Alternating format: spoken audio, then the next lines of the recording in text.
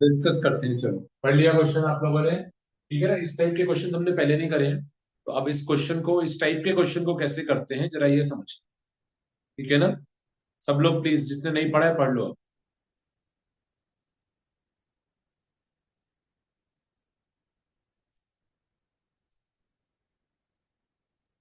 Question number 39 में कह रहा है, spherical conducting shell of inner radius R1 and outer radius R। बेटा, अगर आपके पास एक शेल होता है, शेल का मतलब होता है होलो। शेल मीन्स इट इज होलो। पर इस बार उसने शेल का इनर रेडियस भी दिया है और आउटर रेडियस भी, यानी ये थोड़ा मोटा शेल। ठीक है ना? ये मोटा शेल है, कुछ इस तरीके से आप समझ सकते हो। ये शेल ऐसे माना जाए, ये है shell। इस टाइप का क्वेश्चन हमने पहले नहीं देखा है, तो आज देख रहे हैं। दिस इज अ शेल, क्योंकि ये हॉलो है अंदर से, पर इसका खुद का साइज भी है। ये इसका इनर रेडियस है। इनर रेडियस कितना दिया हुआ है? क्वेश्चन नंबर 39 कर रहे हैं हम। Conducting shell of inner radius R1 and outer radius R। इसका इनर रेडियस R1 है और इसका आउटर रेडियस।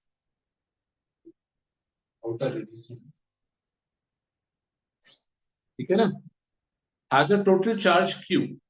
इसको मैंने Q चार्ज दिया।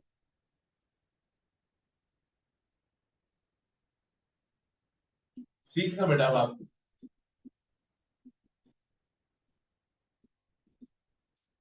इसको मैंने Q चार्ज दे रखा है। ये जो मैंने ब्लैक कलर में चार्जेस शो करे हैं, they are how much? They are Q। ठीक है? अच्छा, अब और देख। अ स्मॉल चार्ज, छोटा Q, is placed at the centre of the shell. इस शेल के सेंटर पर हमने एक स्मॉल Q रखा। अब क्या वो ये पूछ रहा है, अब इसके रखने से क्या होगा? तो एक कॉन्सेप्ट रिकॉल करो, कॉन्सेप्ट ऑफ इंडक्शन। इस क्वेश्चन में थोड़ा टाइम लगेगा, आपको याद भी दिलाते हैं। सपोज आपके पास एक ऑब्जेक्ट, ये ऑब्जेक्ट मान लो न्यूट्रल होता है। न्यूट्रल का मतलब इसमें बराबर पॉजिटिव चार्ज है और बराबर नेगेटिव चार्ज है। न्यूट्रल है ना? न्यूट्रल का मतलब it has equal amount of negative charge and equal amount of positive. इसके पास अगर मैं यहां एक प्लस क्यू चार्ज रखूं, इस प्लस क्यू को देखकर बेटा इसके चार्जेस सेपरेट हो जाते हैं। कौन है जो प्लस क्यू को पसंद करता है? Negative charge. तो ये सारा नेगेटिव खींच के इस साइड आ जाए। और कौन है जो प्लस क्यू को पसंद नहीं करता? Positive charge. पॉजिटिव रिपेल होता है, तो ये सारा रिपेल होके इस किनारे पे चला। इस चार्जेस के सेपरेट हो जाने को हम नाम देते हैं इंडक्शन। इंडक्शन का मतलब सेपरेशन ऑफ चार्जेस। सेम चीज इस क्वेश्चन में भी हो रही है। जैसे ही आप क्यू चार्ज सेंटर पे रखेंगे, ये नेगेटिव चार्ज को अंदर की, ये जो क्यू है ये पॉजिटिव क्यू है ना, कुछ नहीं बोला उसने, तो ये पॉजिटिव क्यू। तो ये क्या करेगा? ये उतना ही नेगेटिव चार्ज अंदर खींचे।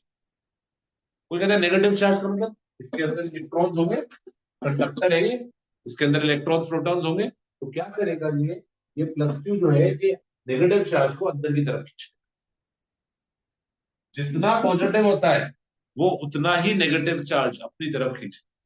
तो इस मेटल में से, ये जो मेटल है, इसके अंदर में से जो नेगेटिव पॉजिटिव है वो अब सेपरेट हो जाए। नेगेटिव वाले अंदर की साइड, नेगेटिव वाले अंदर की साइड। कितना नेगेटिव आएगा अंदर की साइड? जितना ये पॉजिटिव था, ये उतना ही नेगेटिव, जितना ये पॉजिटिव था ना, ये उतना ही नेगेटिव अपनी तरफ खींचे। और उसका उल्टा दूसरी साइड। तो ये जो प्लस, बेटा सीख, पहला क्वेश्चन कर रहे हो, डोंट वरी, समझ में आए। ये प्लस क्यू जो है, ये इस मेटल में से इलेक्ट्रॉन्स को अंदर की तरफ खींचे, क्योंकि पॉजिटिव चार्ज नेगेटिव को अपनी तरफ खींचता है। तो अंदर वाले सरफेस पे इसने कितना इंडक्शन करा? अंदर वाले सरफेस पे इसने इंडक्शन करा -Q। ये वाला चार्ज -Q कहां से आया है? इंडक्शन। और उसका उल्टा इफेक्ट दूसरे सरफेस पे पड़ेगा, यहाँ माइनस क्यू खींचा था इसने, तो दूसरे सरफेस पे पॉजिटिव क्यू जाएगा, तो बाहर वाले सरफेस पे इंडक्शन करेगा ये।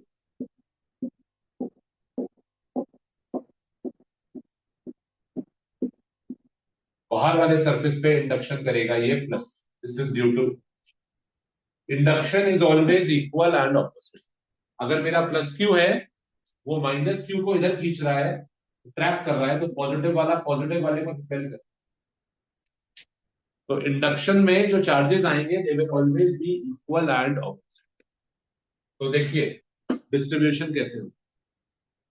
ये जो मैंने ग्रीन कलर के चार्जेस बनाए हैं ये इंडक्शन से आए।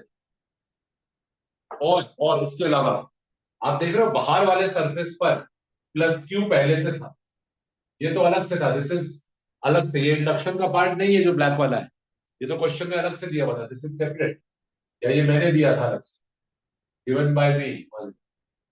क्वेश्चन में गिवन था, ये क्वेश्चन को पढ़ो ध्यान से, ये फिगर बनेगी क्वेश्चन। क्वेश्चन को ध्यान से पढ़िए बेटा, क्वेश्चन नंबर 39 कर रहे हैं। स्फेरिकल फिर से समझाते हैं, आपको समझ में आएगा, डोंट वरी, आपको समझ में आएगा। कुछ नहीं आएगा तो वो भी क्लियर होगा। तो क्वेश्चन नंबर 39 एक बार सब लोग फिर से रीड करो, बहुत इंपॉर्टेंट है। और अभी आपको मैं 2026 का क्वेश्चन भी कराने वाला हूं।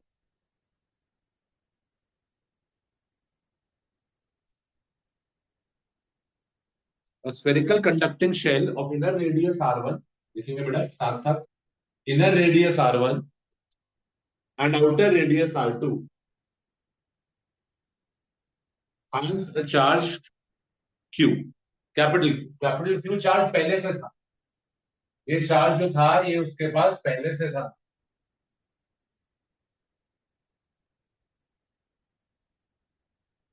ये चार्ज उसके पास पहले से था। अच्छा, ये इंडक्शन से नहीं आया था, ये तो मैंने दिया था।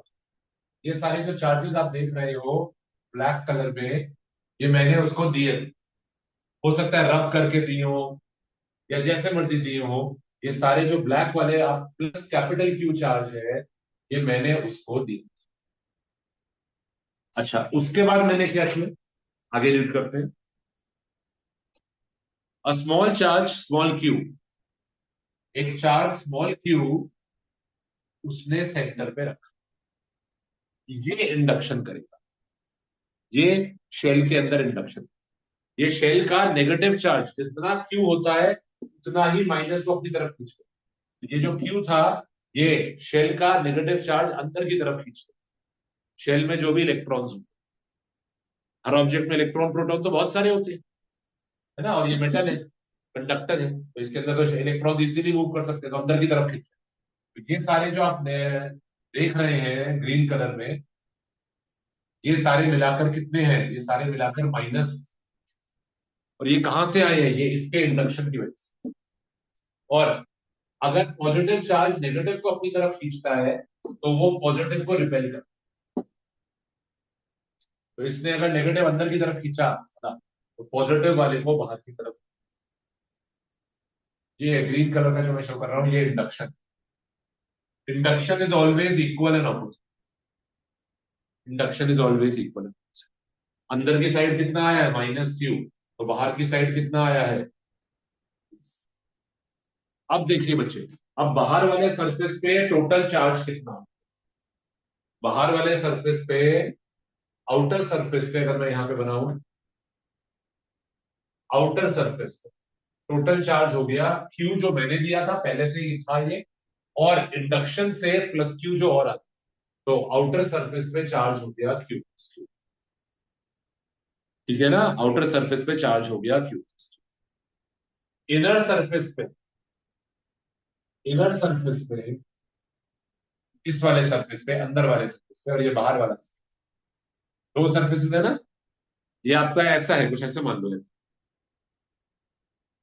ऐसे मान लो ये आपका होलो तो है ही, होलो तो है ही, पर इसका एक इनर सरफेस है, ये अंदर वाला सरफेस, और ये इसका बाहर वाला सरफेस। तो there are two surfaces, inner surface and outer surface. ये मोटा शेल है, ठीक है ना, मोटा शेल इस टाइप से है ये। तो अंदर वाला सरफेस है एक, ये इसका इनर सरफेस, और एक ये आउटर सरफेस। तो इनर सरफेस पे इंडक्शन से चार्ज आया कितना, इंडक्शन से कितना आया है माइनस क्यू। एक क्वेश्चन ऐसा कर लोगे ना तो फिर आगे दिक्कत नहीं है। और आउटर सरफेस पे क्यू पहले से था और ये वाला प्लस क्यू इंडक्शन से। तो ये हमारे टोटल चार्जेस हैं। अब क्या पूछ रहा है जरा जल्दी से देखते हैं क्वेश्चन में।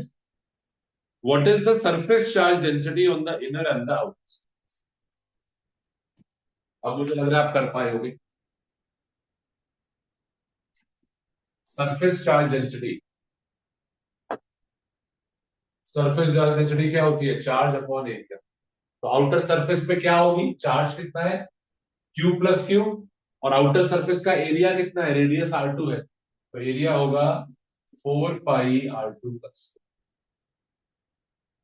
और इनर सरफेस पे चार्ज डेंसिटी कितनी होगी? सिग्मा कितना होगा? इनर सरफेस पे चार्ज सिर्फ ये वाला लेंगे, -Q। इनर सरफेस पे चार्ज हम कितना लेंगे? -Q।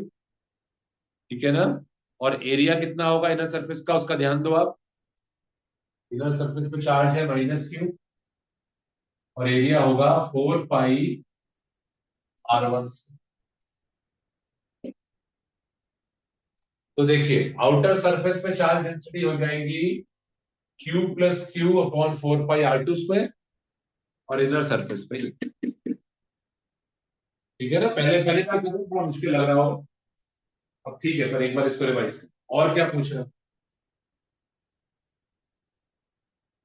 What is the electric field at a distance x from the centre such that x is greater than R2। x एक पॉइंट दिया है जो R2 से बड़ा है। तो x एक पॉइंट दिया है जो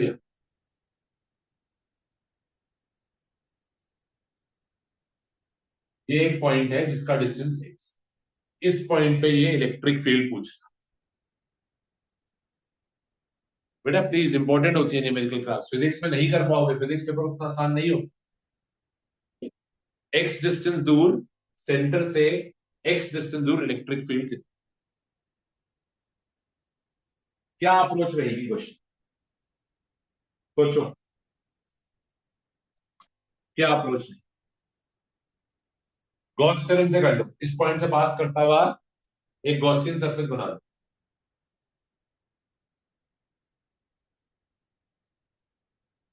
इस पॉइंट से पास करता हुआ मैंने एक गॉसियन सरफेस बना। अब मैं बाकी मिटा रहा हूं जिससे कि आप लोगों को कंफ्यूजन ना हो। ये मिटा रहे हैं,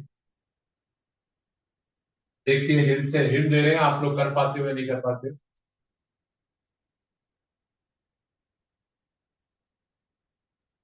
तो अपने को इलेक्ट्रिक फील्ड निकालना है इस पॉइंट पे, तो यहां से पास करता हुआ मैंने एक स्फेरिकल गॉसियन सरफेस बना। ठीक है ना? स्फीयर नहीं लग रहा है, कोई बात नहीं, पर ठीक है ना? Spherical Gaussian surface, this is the imaginary Gaussian surface. अब ओल्ड मेथड से फ्लक्स और न्यू मेथड से फ्लक्स निकाल के इक्वेट कर। ओल्ड मेथड से फ्लक्स होता है EdS cos थीटा, और गॉस थ्योरम से फ्लक्स होता है 1/ε0 इनटू चार्ज, है ना? इन दोनों को अब मैं इक्वेट कर। ई कितना है? तो ई है, ई तो निकालना है। डीएस कितना होगा? गॉसियन सरफेस का एरिया, गॉसियन सरफेस स्फीयर है, एक्स रेडियस का, तो 4 पाई x²। और आपको पता है ऐसे केस में, स्फीयर के केस में ई और डीएस के बीच का angle 0 degree, cos 0 1 is 1/ε0 into charge enclosed. Charge enclosed, चलिए जरा आप मुझे बताइए, what is the charge enclosed?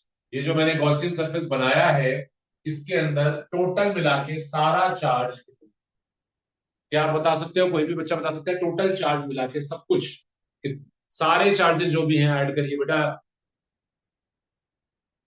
सारे चार्जेस जो भी। What should be the value of charge enclosed? गलत बता रहे हैं आप लोग।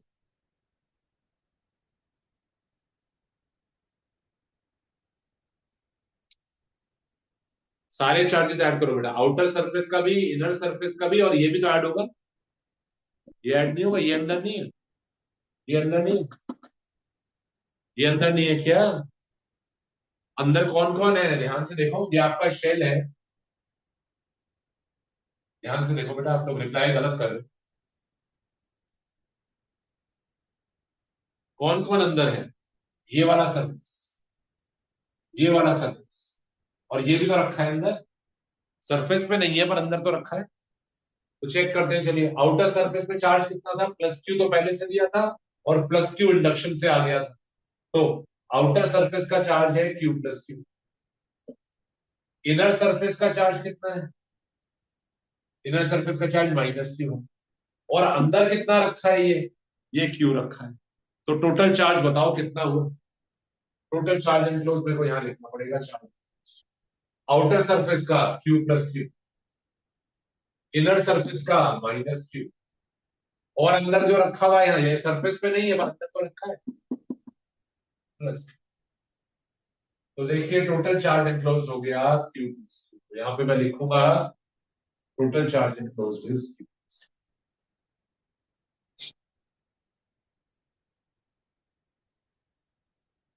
ठीक है, 4 पाई x² नीचे ले जाओ और 4 पाई x0 k बन गया, तो इलेक्ट्रिक फील्ड आ जाएगा k Q plus Q divided by,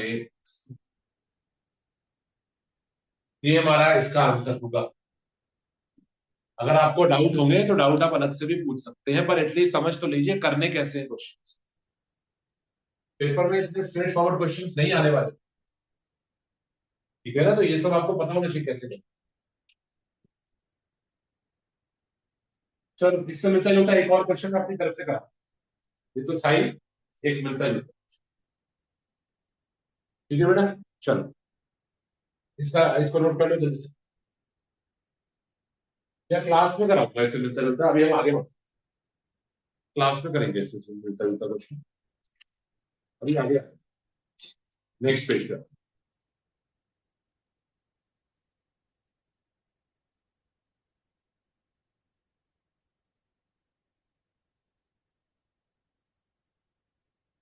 73, question number 73 पर, क्वेश्चन 73।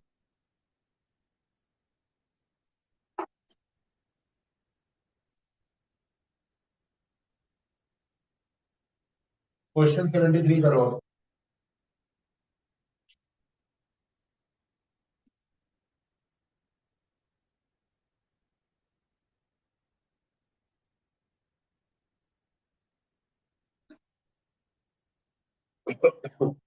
72 कर लेते पहले से, ये चलो 73 कर लो, 72 नहीं कर, 73 कर लो।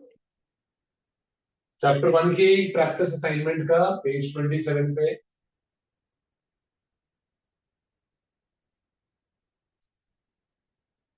पढ़ लिया। Consider 3 metallic spherical shells ABC each of radius R, 3 shells. अब ऑफ रेडियस आर दिया है, शेल है ऑफ रेडियस आर, 2 रेडियस नहीं दिए, ना इनर ना आउटर, सिर्फ एक रेडियस, यानी ये बहुत पतला सा shell, it is a very thin.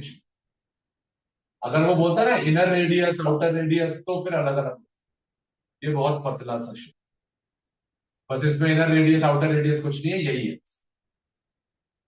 ठीक है ना। तो ऐसे 3 शेल्स कह रहा है, ईच ऑफ रेडियस आर, पतले से shell, they are very thin. तो ये ए है, ये बी है, इसका भी रेडियस आर दिया हुआ है, और एक शेल सी है,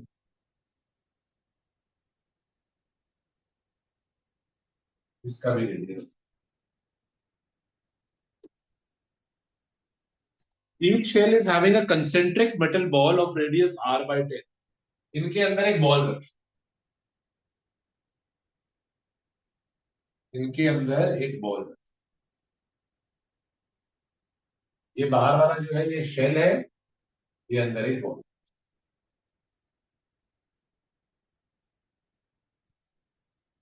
The spherical shells ABC are given charges, ABC पे चार्ज दे रहे हैं, इस पे शेल पे चार्ज दिया है +6Q, बी पे दिया है -4Q,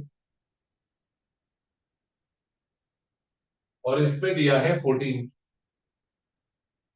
देखो बेटा कैसा घुमा, ये पिछले साल का बोर्ड का क्वेश्चन।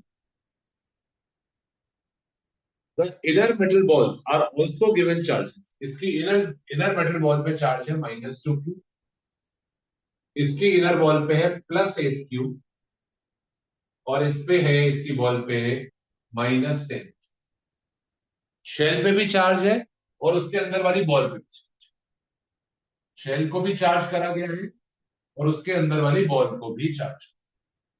पर शेल में इनर और आउटर रेडियस का फंडा नहीं है, बस पतला शेल। ये ऐसा कुछ। अब क्या कह रहे हैं? Compare the magnitude of electric field at a distance 3r from the centre. 3r यानी इससे बाहर, 3r यानी तीनों में मेरे को इलेक्ट्रिक फील्ड निकालना है एट अ डिस्टेंस। इस केस में इलेक्ट्रिक फील्ड को बोल देता हूं ई ए, इसमें बोल देते हैं ई बी, और इस केस में बोल देते हैं।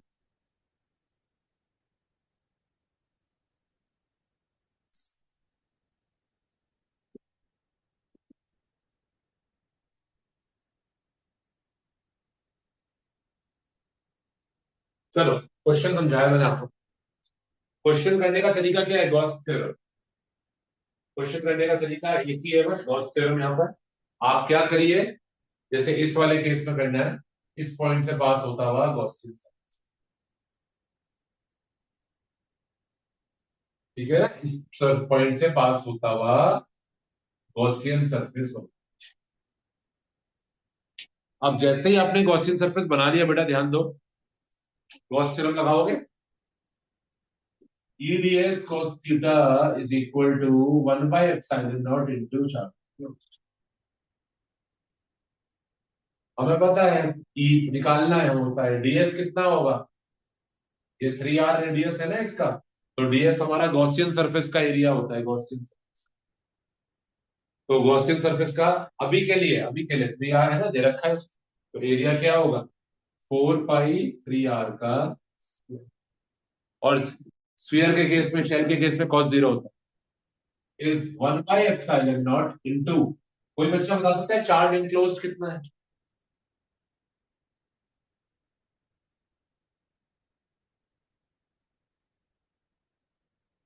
Can you tell me what is the charge enclosed? अंदर के चार्जेस ले लो सारे, -10q और 15q। करो, what is the charge enclosed अंदर वाला? ये शेल का चार्ज कितना है और बॉल का चार्ज? शेल का चार्ज और बॉल का चार्ज में, शेल का चार्ज और बॉल का चार्ज में,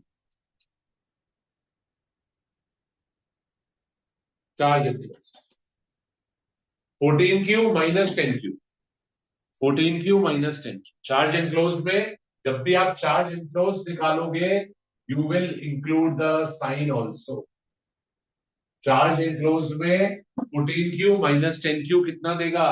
4q। सेम लॉजिक यहां पे भी लगाएंगे, है ना? सेम लॉजिक यहां पे भी लगाएंगे। यहां पे भी यही होगा, 3r² इस केस में चार्ज एनक्लोज कितना होगा? इस केस में चार्ज एनक्लोज, और इस केस में चार्ज एनक्लोज। ध्यान से देखो, चार्ज एनक्लोज यहां पे कितना होगा? चार्ज एनक्लोज इधर भी 4q ही होगा। 8q - 4q कितना ही देगा? 4। यहाँ पे भी कितना ही होगा? -2q 6q, 4q ही होगा। हर एक में गॉसियन सरफेस का रेडियस 3r ही है। तो अगर मैं यहाँ पे भी गॉस थ्योरम अप्लाई करूं, e 4 पाई 3r का square is 1/epsilon naught into 4q। यहाँ पे भी वही होगा, e इंटू 4 पाई 3r का square is 1/epsilon naught into 4q। Same ही आएगा। चलो जरा बताओ कौन से केस में इलेक्ट्रिक फील्ड, ये E1, ये E2, ये E3 ज्यादा आएगा? वैल्यू नहीं निकालनी है, सेम ही आएगा हर केस।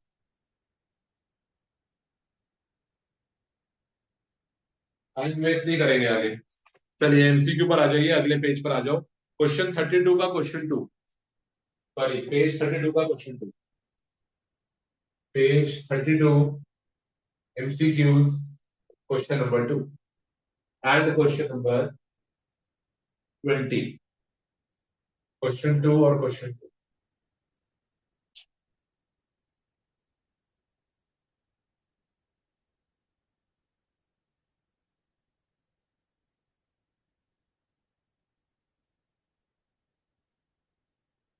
कोई एमसीक्यू आप चाहते हो डिस्कस करना, जो आपका डाउट हो आप चैट बॉक्स में लिख दो, हम वो भी डिस्कस कर लेंगे। कोई एमसीक्यू अगर आपका डाउट रहा हो ना जो आप ना कर पाए हो तो you can tell me.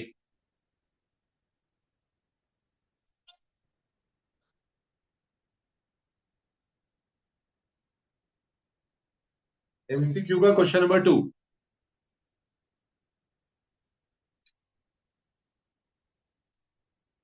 Question number 2 कर रहे हैं, 20 करेंगे और 11।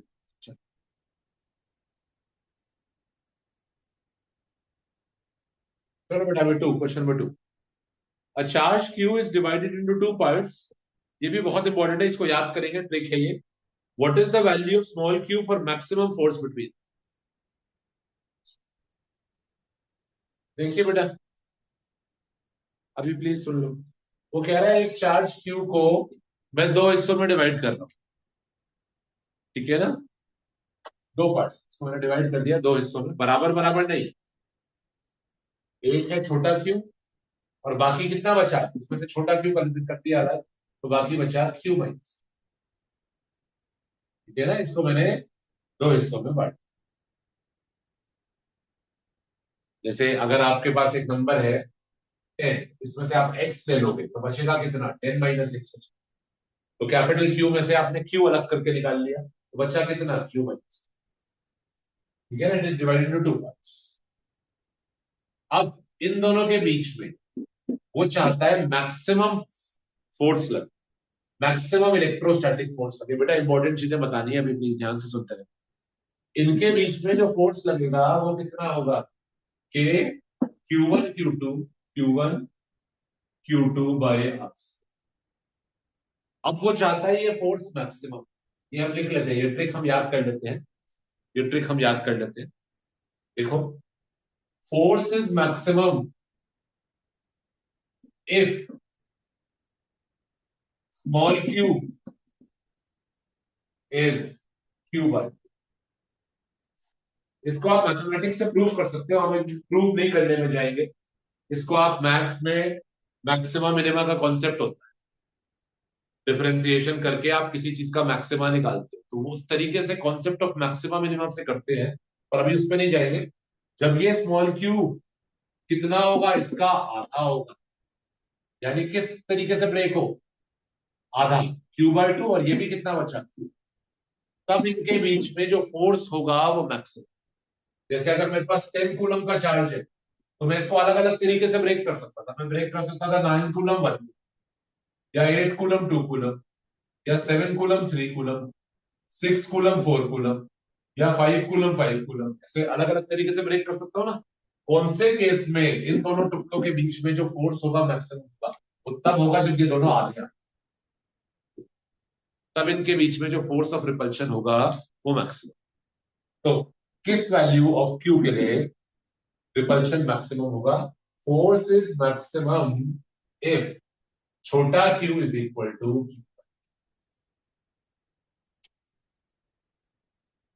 ये आप एज अ शॉर्टकट इसको याद रखें।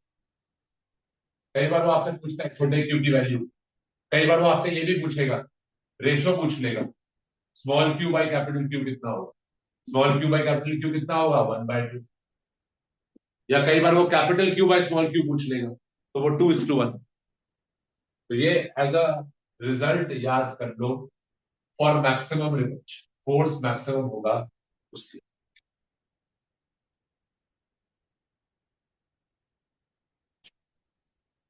ठीक है ना, क्वेश्चन नंबर 2 हो गया। चलिए 11 कर रहे हैं।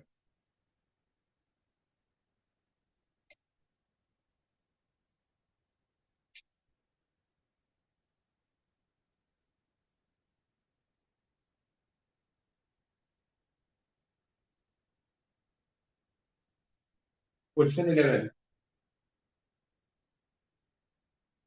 एन अल्फा पार्टिकल, एक अल्फा पार्टिकल की बात करते हैं। अल्फा पार्टिकल भी एक पार्टिकल होता है, जैसे प्रोटॉन होते हैं बेटा, इलेक्ट्रॉन होते हैं, तो ऐसे ही पार्टिकल होता है।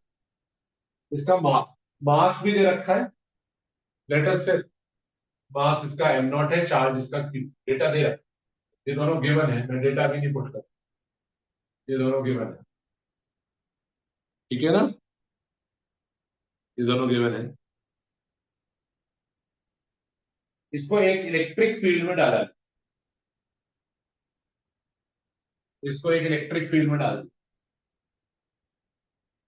इलेक्ट्रिक फील्ड की वैल्यू भी गिवन, इलेक्ट्रिक फील्ड की वैल्यू भी गिवन, ठीक है ना। अब पूछता है क्या करें, अब पूछता है कि इलेक्ट्रिक फील्ड इस पे क्या लगाएगा, ध्यान से देखो। इलेक्ट्रिक फील्ड पे जब आप ये पार्टिकल रख दोगे तो इलेक्ट्रिक फील्ड इस पे क्या लगाएगा, फोर्स लगाएगा, और फोर्स लगाने से पार्टिकल मूव करे, और कितना डिस्टेंस मूव करना है वो भी दे रखा है, डिस्टेंस कितना दे मूव करना है वो भी दे रखा है, 2 × 10⁻⁻। इलेक्ट्रिक फील्ड की वैल्यू भी गिवन है, और डिस्टेंस कितना मूव कर रहा है उसकी वैल्यू भी गिवन। तो ये पूछता है इसकी इनिशियल स्पीड तो 0 थी, पर ये जब यहां पहुंचेगा इसकी फाइनल वेलोसिटी कितनी, ये है क्वेश्चन, फाइनल वेलोसिटी। बहुत सिंपल है, इस टाइप के क्वेश्चन हमने पहले करे हुए हैं। क्या करते हैं, फोर्स निकालेंगे, फोर्स कितना लगेगा, Q इंटू, अच्छा हाँ चलो ये बहुत इंपॉर्टेंट चीज बतानी है बेटा, फोर्स का जो फॉर्मूला एक लिखेंगे सब बच्चे, कूलम्स लॉ का जो फॉर्मूला है K∗Q/r², लिखो सब लोग लिखो, स्टार मार्क करके इंपॉर्टेंट कॉन्सेप्ट लिखिए। Coulomb's law F = K∗Q/r² is applicable, लिखो सब बच्चे बेटा, F = K∗Q/r² is applicable only between 2 point charges, is applicable between, is only applicable between 2 point charges। ये सिर्फ फॉर्मूला कब अप्लाई हो सकता है, जब आपके पास 2 पॉइंट चार्जेस हो। अगर आपके पास एक चार्ज है Q और दूसरा चार्ज है Q और दोनों पॉइंट चार्ज होने चाहिए, ऐसा नहीं है बेटा एक शीट हो और एक चार्ज हो। अगर शीट और चार्ज है, अब आपको फोर्स निकालना है, अब आप ये नहीं लगा सकते, इस बात को लिखिए कि ये सिर्फ कब लगता है, बिटवीन 2 पॉइंट चार्ज। अगर एक शीट चार्ज है दूसरा पॉइंट चार्ज है तब नहीं लगेगा। कोई कहता है अब क्या करूंगा मैं, एक शीट है और एक पॉइंट चार्ज, अब आप फोर्स का जनरल फॉर्मूला लगाएंगे, फोर्स का जनरल फॉर्मूला जो हर केस में लग जाएगा वो है क्या, F = Q। ये जनरल फॉर्मूला है, ये ऑलवेज लग,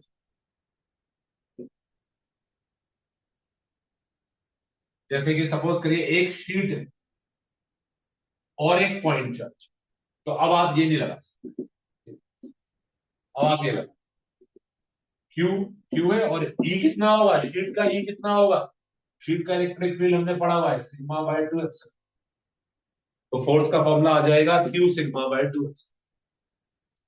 मेरे पास एक लाइन चार्ज होता और यहाँ एक पॉइंट चार्ज, अब मेरे को फोर्स निकालना है, ये लाइन चार्ज इस पॉइंट चार्ज पे कितना फोर्स लगाएगा। मैं K∗Q/r² नहीं यूज कर सकता, ये मैं नहीं यूज कर सकता, इसकी बजाय मैं कौन सा फॉर्मूला यूज करूंगा, जनरल फॉर्मूला। जनरल फॉर्मूला क्या है यहाँ पर, यहाँ पे जनरल फॉर्मूला क्या है, यहाँ पे जनरल फॉर्मूला है F = Q, F = Q।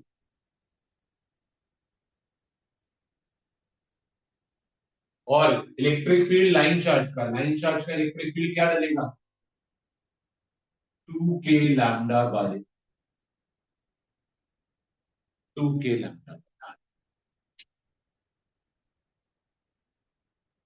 यहाँ ऊपर लिख देते हैं, विजिबल नहीं है शायद। तो फोर्स का फॉर्मूला है QE और इलेक्ट्रिक फील्ड डलेगा 2K λ।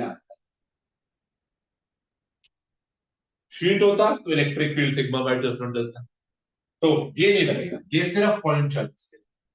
तो यहां पर देखो बेटा, यहां पर आपका एक चार्ज पार्टिकल इलेक्ट्रिक फील्ड में रखा, अब ये इलेक्ट्रिक फील्ड कहां से आ रहा है, लाइन चार्ज से, शीट चार्ज से, मेरे को नहीं पता, तो मैं इस पे लगने वाले फोर्स का K∗Q/r² यूज नहीं कर सकता।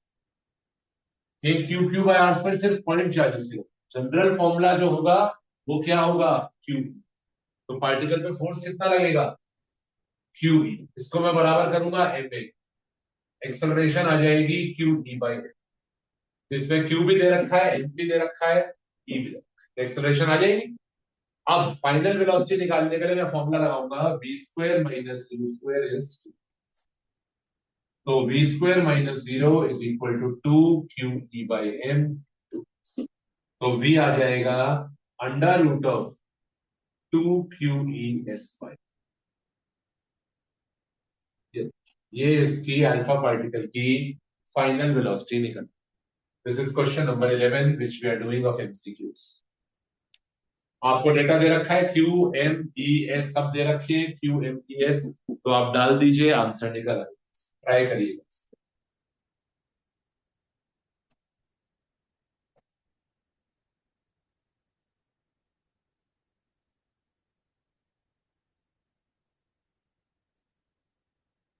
ठीक है, चलिए 20th करते हैं।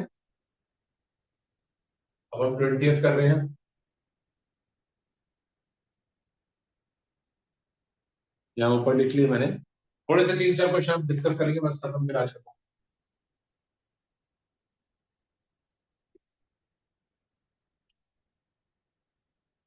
क्वेश्चन 20 पे आ जाओ पहले। 20th बेटा, किसी का हुआ है तो मुझे रिप्लाई कर सकते हो। Flux entering and leaving an enclosed surface, कोई एक क्लोज सरफेस है,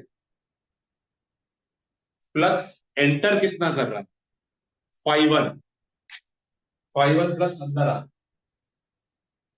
ये फाइव 1 अंदर आ रहा है। आपको याद है जो लाइनें अंदर आती हैं उनका साइन नेगेटिव में काउंट होता है, तो जो अंदर आ रहा है वो माइनस होगा, और कितना बाहर जा रहा है, ये फाइव 2 है, फाइव 2 लाइनें बाहर जा रही हैं, फाइव 1 लाइनें बेटा अंदर आ रही है, अंदर आ रही है लाइनें कितनी, फाइव 1, तो वो माइनस में काउंट, जो बाहर जा रही है they are counted in plus. तो टोटल फ्लक्स कितना हो गया, टोटल फ्लक्स हो गया फाइव 2 प्लस फाइव 1 नहीं, फाइव 2 माइनस, ये टोटल फ्लक्स। अच्छा, अब क्योंकि ये क्लोज्ड सरफेस है, मुझे पता है टोटल फ्लक्स गॉस थ्योरम के बराबर भी होना चाहिए, तो this must also be equal to 1 by epsilon not into charge,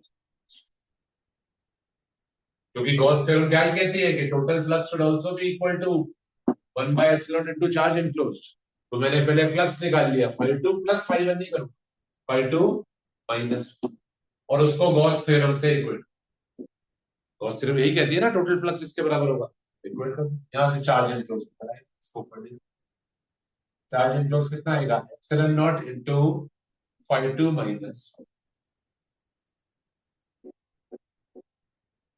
20th का देखिए क्या आंसर आ रहा है, चेक करो, 20th का आंसर चेक करो।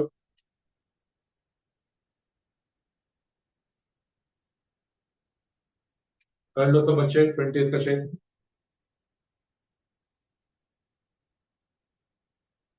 अब हम आते हैं 20th के बाद 29।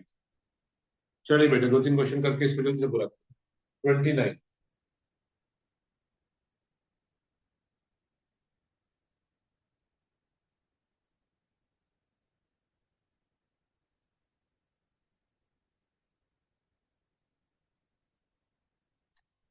देखते जाओ आप लोग, 29 क्वेश्चन किसी का हुआ है, आप में से कुछ बच्चे हैं जिन्होंने कोशिश करी होगी, हो गया होगा।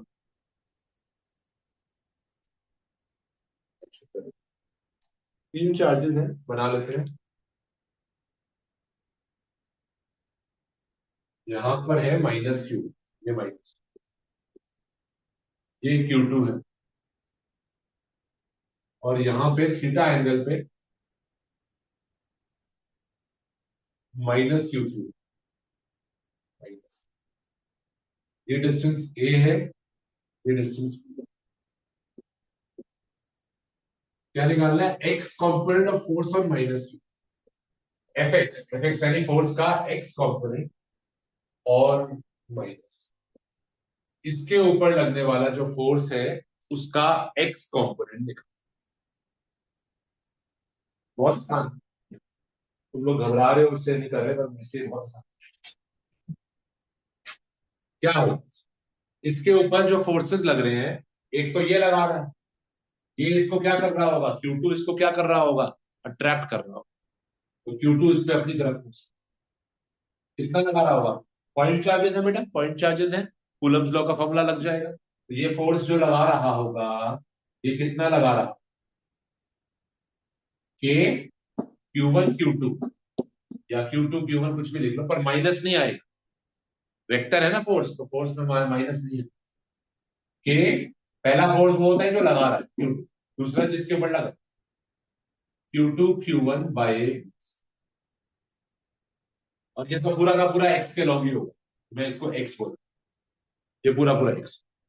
अच्छा ये क्या कर रहा होगा, ये इसको क्या कर रहा होगा, ये माइनस है, ये भी माइनस, इसको जरा हटाना पड़ेगा इनसे, यहाँ ऊपर लिख लेते, Q2 Q1, ये -Q3 इसको क्या करेगा, -Q3 -Q1 को रिपेल करेगा। अगर ये एंगल थीटा था तो ये एंगल भी वर्टिकली ऑपोजिट है।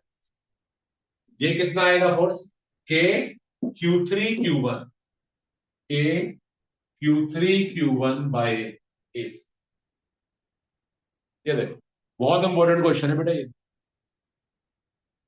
पर ये हमारा फोर्स एक्स एक्सिस के लॉन्ग नहीं है, ये टिल्टेड है, इसके कंपोनेंट्स लिए जाए। अब जरा देखो कौन सा कंपोनेंट पूछ रहा है, क्वेश्चन को ध्यान से पढ़ते हैं। 29, the x component of the force on -Q, x component पूछ, क्या करूं, इस फोर्स का कंपोनेंट लूं, ये एंगल थीटा है, तो इसका ये वाला कंपोनेंट तो कॉस कंपोनेंट हो जाए, पर मेरे को ये वाला नहीं चाहिए, मेरे को इस साइड वाला चाहिए। तो वो इसका कौन सा कंपोनेंट आएगा, साइन थीटा कंपोनेंट। इसके दो कंपोनेंट होंगे ना, इसका कॉस थीटा वाला ये होगा, और इसका साइन थीटा वाला है। तो अगर मेरे को सिर्फ एक्स वाले कंपोनेंट चाहिए, उसका तो पूरा पूरा एक्स वाला ही था, वो तो पूरा पूरा एक्स वाला ही था, पर इसका जो फोर्स लग रहा है वो टेढ़ा लग रहा है। इसका एक्स वाला कंपोनेंट कौन सा होगा, कॉस थीटा वाला या साइन थीटा वाला, बताइए। अब देखिए यहां पर ये कॉस थीटा वाला हो, तो इसका कंपोनेंट हमें कौन सा लेना है, साइन, ये लिया। और ये वाला फोर्स और इसका साइन थीटा वाला कंपोनेंट अब ऐड, तो टोटल इफेक्ट कितना आ जाएगा, के Q2 Q1 bye B square plus के Q3 Q1 बाय ए स्क्वायर इंटू साइन। चलो रिप्लाई करो, कोई बच्चा कर पा रहे हैं, लेट मी सी कौन सा सबसे पहले रिप्लाई करता है, ऑप्शन नंबर कौन सा, प्रोपोर्शनैलिटी बतानी है, जो कॉमन आ रहा है उसको अलग कर लो, K Q1 कॉमन आ रहा है, K Q1 कॉमन निकाल सकते, KQ, तो ये प्रोपोर्शनैलिटी हो, K Q1 कॉमन लेंगे, तो अब आप कर पा रहे हैं। 29 क्वेश्चन नंबर 12 पे चल, दो क्वेश्चन है, आज के टाइम भी हो गए 12 और 8, फिर एक होमवर्क दूंगा मैं, वो करके लाना होगा अगली क्लास।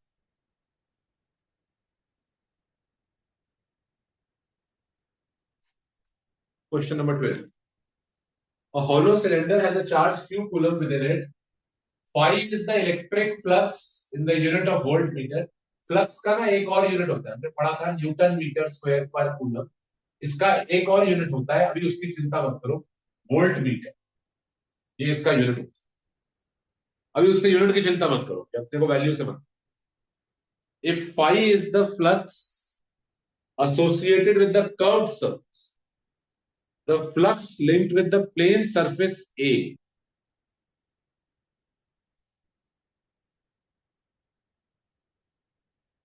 ये स्फीयर है बेटा, अच्छा क्वेश्चन। वो कह रहे हैं इसके अंदर चार्ज है, इसका जो कर्व सरफेस है ये वाला कर्व, इसका फ्लक्स फाई,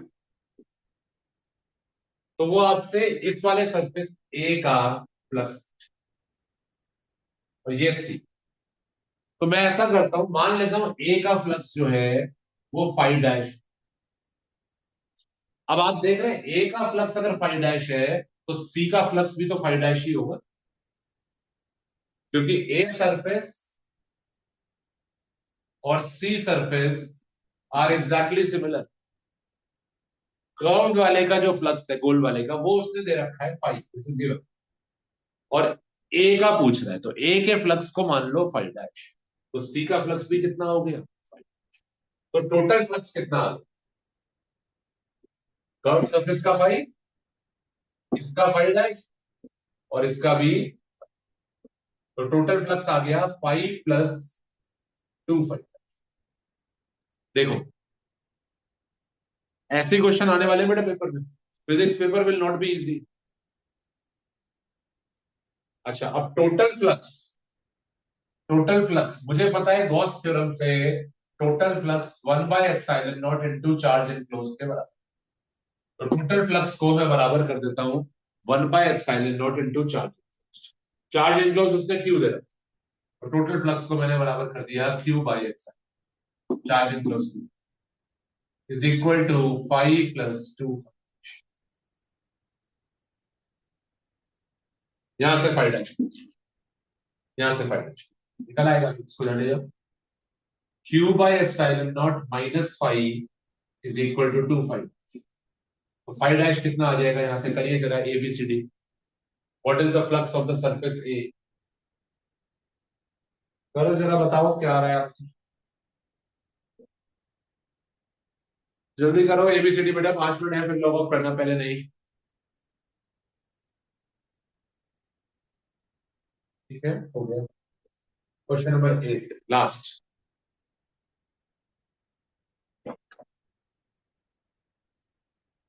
आज देखो 2-3 सब्जेक्टिव क्वेश्चन भी हमने कर लिए, शेल वाला वो बहुत इंपॉर्टेंट करा, और एमसीक्यू के आपके डाउट्स भी हो गए। Question number 8, two charges minus Q and Q by two are placed at the origin. Origin पे कितना रखा है, ओरिजिन पे क्या है देखने में जरा, माइनस क्यू, ओरिजिन पे रखा है माइनस, और दूसरा है क्यू बाय टू जो कि ए डिस्टेंस दूरी पर, ए जीरो जीरो ये पॉइंट, यहाँ पे क्यू बाय, ठीक है ना।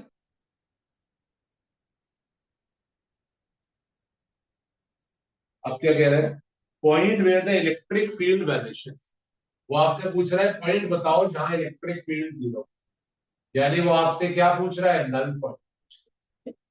आपको याद है मैंने नल पॉइंट के पिछली क्लास में सैटरडे को रूल्स बताए थे, नल पॉइंट कहां मिले। ये तो आपका ओरिजिन है, ओरिजिन का कोऑर्डिनेट क्या होगा, 0,0, इसका डिस्टेंस ए दे रखा है, तो ये a,0 है, जेड एक्सेस वाला तो मेरे को जीरो और तीसरा लेने की जरूरत ही नहीं। अब बताइए, ये सेम साइन के होते हैं तो बीच में मिलता, और ये तो ऑपोजिट साइन के हैं, ये तो नेगेटिव है, और ये वाला पॉजिटिव, तो यहां तो नहीं मिलेगा, बीच में तो नहीं मिलेगा, बाहर मिलेगा, बाहर लेफ्ट में मिलेगा या राइट में मिलेगा, हमने पढ़ा था जो छोटे वाला होता है उसके पास मिलेगा, तो यहां पे, तो यहां पे मैं एक्स डिस्टेंस मान, ये मैंने नल माना।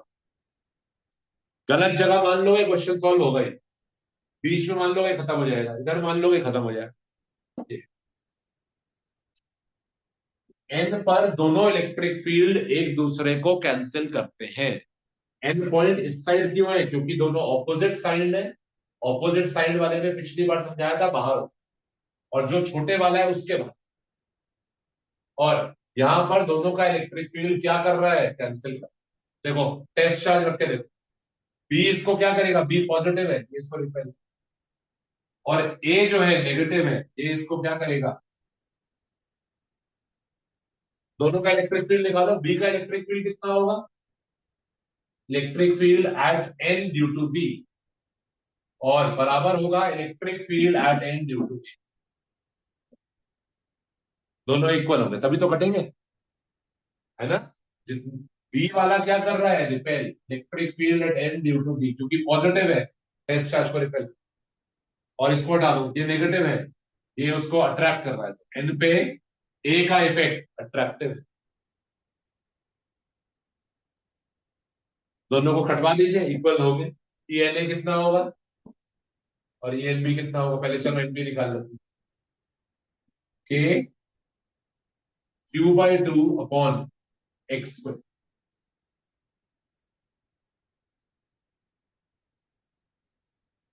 और ई एन ए कितना होगा, ए का इलेक्ट्रिक फील्ड क्या होगा, डिस्टेंस कितना हो गया, ए प्लस एक्स। तो के माइनस क्यू नहीं डालेंगे, अपॉन ए प्लस एक्स का। ये देखो कैसे निकालते हैं नल पॉइंट, लास्ट सैटरडे भी सिखाया। ए का इलेक्ट्रिक फील्ड, ये डिस्टेंस कितना दे रखा है ए, तो टोटल डिस्टेंस कितना हो गया एक्स प्लस। तो इलेक्ट्रिक फील्ड हो गया के Q upon x plus x, और इसका इलेक्ट्रिक फील्ड कितना होगा, के क्यू बाय टू, के क्यू काट दो और दोनों साइड स्क्वायर, तो 1/√2x is 1/a+x, cross multiply a plus x is equal to a is equal to √2x minus x, a is equal to x bracket में √2 - 1। सॉल्व करिए, rationalise कर लीजिए, आंसर आ जाएगा कुछ।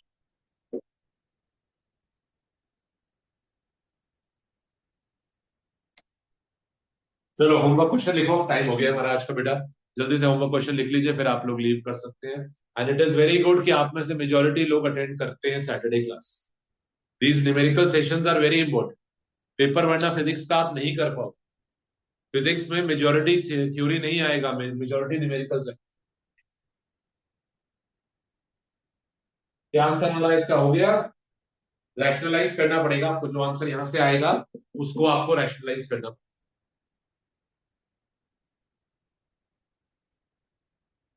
ट्राई करना इसको बेटा सब कुछ। चलो होमवर्क है,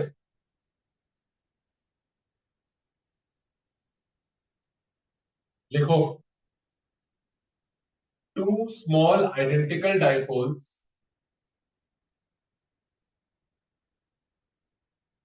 are placed as shown.